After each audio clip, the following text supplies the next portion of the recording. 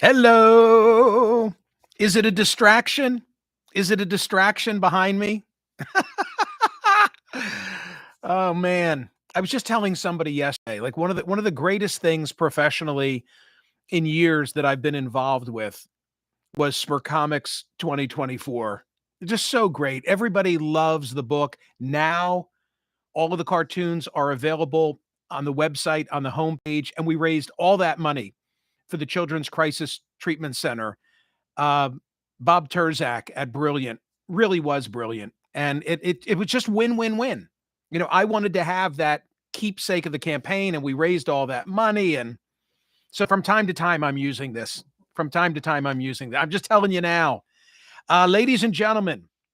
I have 25 large on the women of Lehigh facing off against the women of Duke tonight, I think 8 p.m. Eastern. And I'm also 25 large on the Johnnies of St. John's. The Bet Park Sportsbook and online casino has you covered for the college basketball tourney. You can make futures bets right now on what team is going to win it all. So 25 on Duke pays 72.50, 25 on Florida pays 85, 25 on Houston pays 125, 25 on Auburn pays 137.50, 25 on St. John, 625 smackers are coming my way when the tournament, and you know what tournament I'm talking about, ends. And beyond the tournament and all that fun stuff, you can also play live blackjack, roulette, poker, play the slots based on Rocky or Ted or Goonies, your favorite hot online slots like Cash Eruption, 88 Fortunes, and Cleopatra. They've also got slots based on Breaking Bad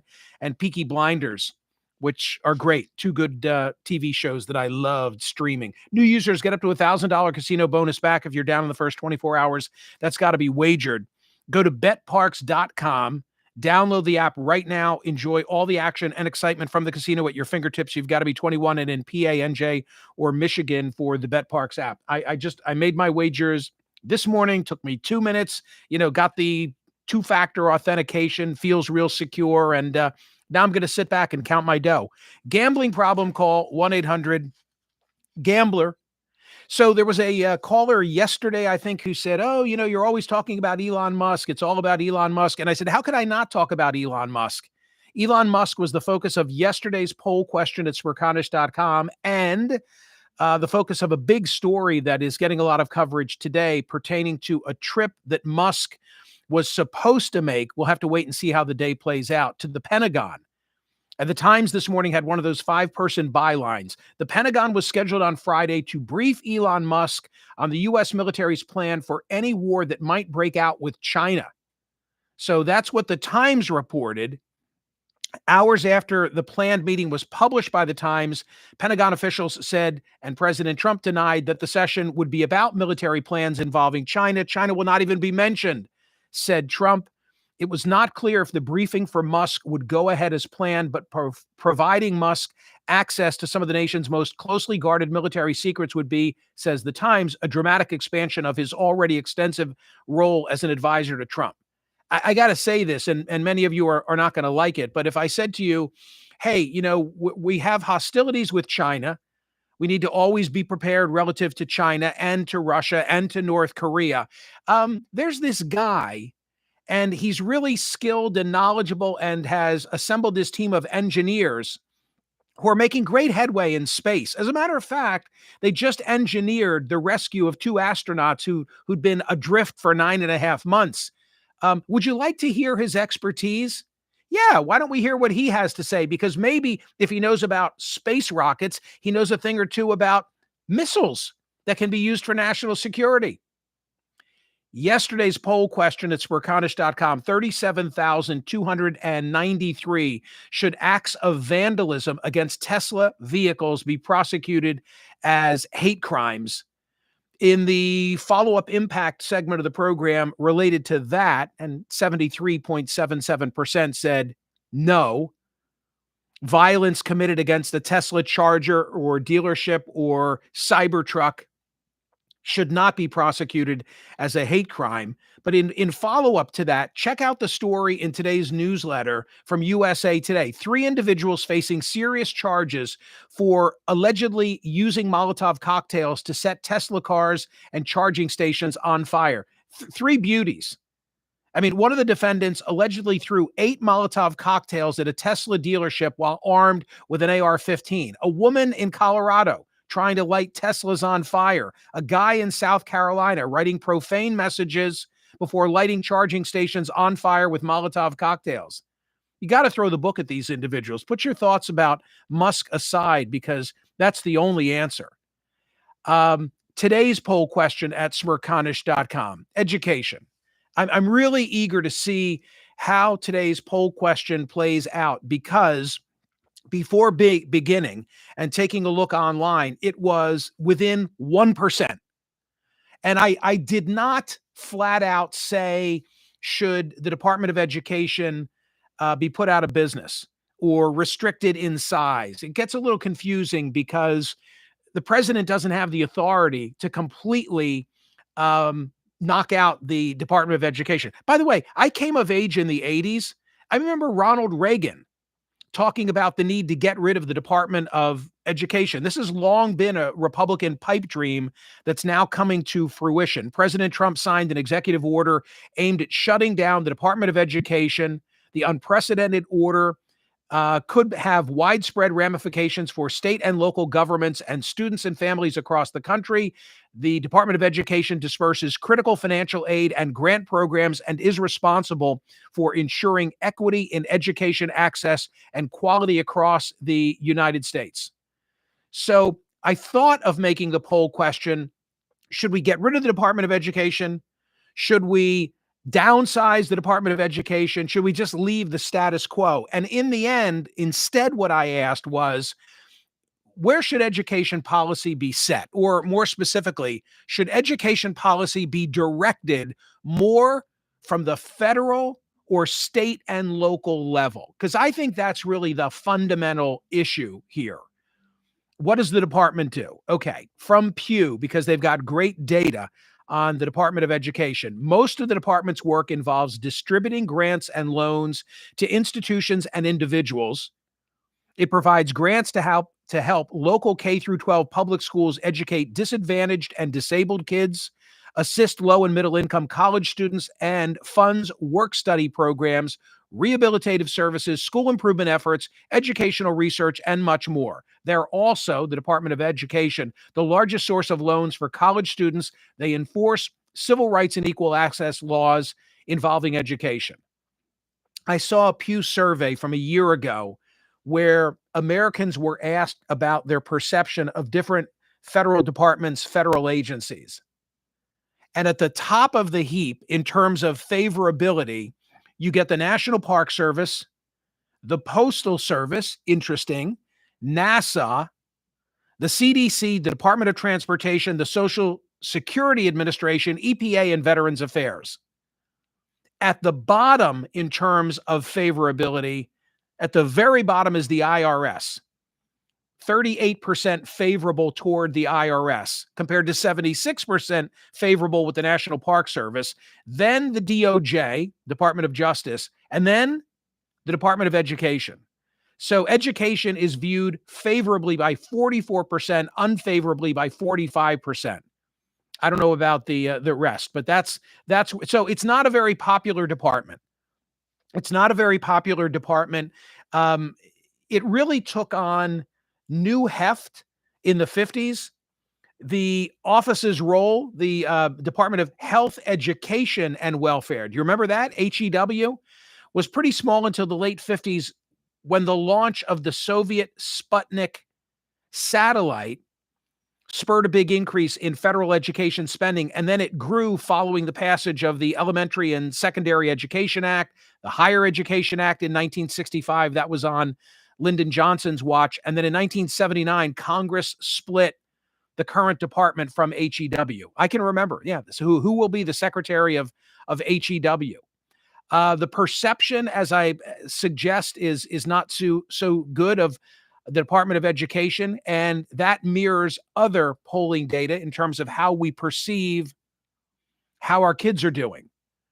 Just 28% of US adults say that America is the best in the world or above average in K through 12 science, technology, engineering, and math education compared with other wealthy nations. A third say we're average. 32% say we're below average when it comes to a STEM education. So how do we actually compare to other nations in the data? I can give you just 2 data points, again, from Pew Research. U.S. students ranked 28, and Trump has misstated this information. This is the best, most accurate that I can find. We're 28th out of 37 in math of member countries of this organization that reports, the Organization for Economic Cooperation and Development. In science, 12 out of 37. I have something that I want to say about this. I think this is a really close call. The close call being, should education policy be directed more from the federal or state and local level? I would have said historically local, because my basic premise is one of, it's almost a soundbite. I guess it is a soundbite. Government functioning best when it's closest to the people. But I'm no longer of that opinion for reasons I'll tell you in a moment. The basic arguments for having a Department of Education: standardization, perceived as a good thing, and quality control. I referenced the role that Department of Education plays relative to civil rights, equal access, and civil rights protection. Another argument for having a Department of Education. The funding that I referenced, research and data collection. How do you do a comparison if you don't have a centralized mechanism of keeping track of what's going on in all the school districts? Because otherwise the states will only be concerned with their own and promoting innovation. If there's new technique, a Department of Education, being a centralized force, can disperse that information all the way down to a local level on a uniform basis. What are the arguments against it? Federal overreach, too much bureaucracy, a one-size-fits-all approach, when in fact the states can be viewed as different laboratories, a misallocation of funds because the federal government is so damn big and they spend so much money that there's no way it'll be properly managed, a lack of accountability if things are centrally driven, and the political influence coming from a particular president or administration. So I'm tied on this one. I'm not sure what to do. And the reason that I'm not sure what to do in terms of voting at Smerconish.com today on the poll question of whether we want policy, education policy, directed from the feds or state and local governments, my basic thought is this. I was the beneficiary, I think, of a solid public school education, K through 12. Grew up in the burbs of Philadelphia, was educated in the Central Bucks public schools, K through 12. My father was a teacher, social studies teacher, civics, by the way, turned guidance counselor. And his entire professional life was dedicated to working in that school district, which has a great reputation. I mean, one of the reasons why the Central Bucks, I'm just using my little slice of the world example, but I think this lesson applies all over. But one of the reasons that home values have always been so secure and solid in the area where I grew up is because the schools are solid. You know, my mother, my wife can tell you about the interest of people who come from outside the area and they want to know, well, how are your schools? How are your schools? And the schools were solid. And I had a great experience in that community, in those public schools. There's a but coming. Yes, there's a but coming. And the but is that maybe even before the pandemic, but certainly fueled by the pandemic, things have gotten nutty.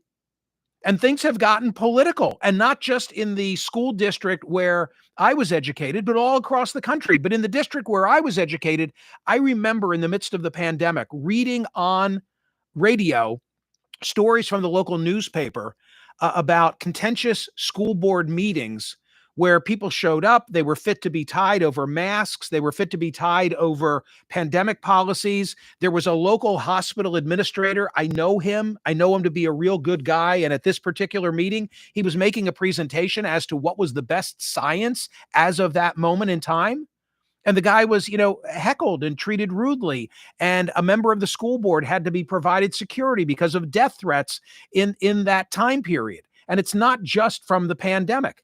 From NPR, Central Bucks is well known both statewide and nationally for heated board meetings over masks and pride flags, policies banning certain books and directives to not use students' preferred names and pronouns. Accusations of discrimination against LGBTQ students have also led to an ongoing investigation by the Department of Education. The New York Times writing about Central Bucks and about the Penridge School District.